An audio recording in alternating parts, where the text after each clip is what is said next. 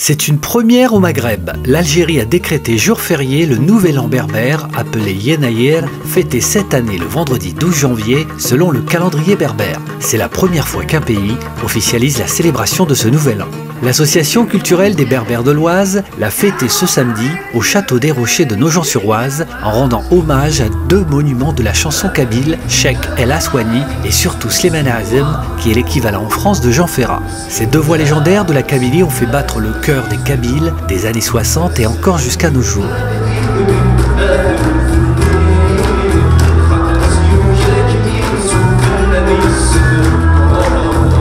Slimane Azem et Cheikh El Aswani, c'est deux. Alors ça a été deux piliers de la chanson kabyle, donc un vecteur très important et essentiel de la culture de l'époque. Pour l'un, donc Slimane Azem, c'était carrément le premier chanteur engagé de la chanson kabyle. Et El Aswani, c'était quelqu'un qui a vécu sensiblement la même époque et qui était aussi pionnier dans la musique kabyle. C'est essentiellement pour ça.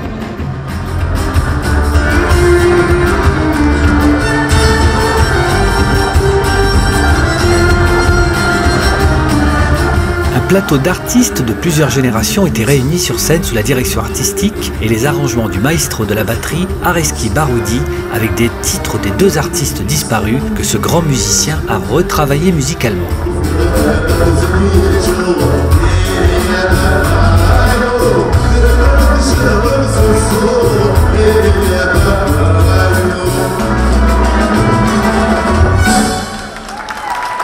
Il a été appelé comme ça, c'est le Jean Ferrat français, Slimane Azem.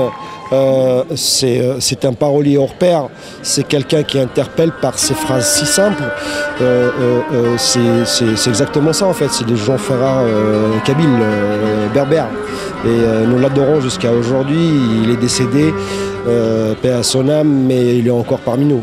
La poésie chantée est parmi les Kabyles la forme artistique la plus admirée. Elle aborde les tourments de l'amour, de la solitude et surtout de l'exil. Un des spectateurs présents a bien connu Slimane Azem. Vous l'avez connu ? Je les connais très bien. Je l'ai plusieurs fois de les conduire à quelque part pour faire les galas. Alors il y avait ces trois nièces qui étaient là, qui sont venues du 91 et elles ont participé à cet hommage à leur façon, par leur présence. Et ça nous a beaucoup touché qu'elles soient là, qu'elles se déplacent en famille avec leurs enfants et leurs petits-enfants.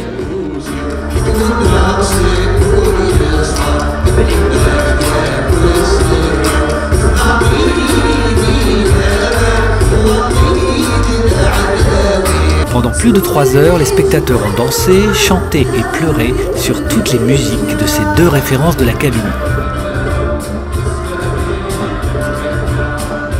Je suis venu pour hommage à Slimane Azem et Cheikh El Aswani, c'est des grands maîtres de la chanson kabyle. Voilà, donc depuis mon enfance, j'écoutais, je suis grandir avec leurs chansons, voilà.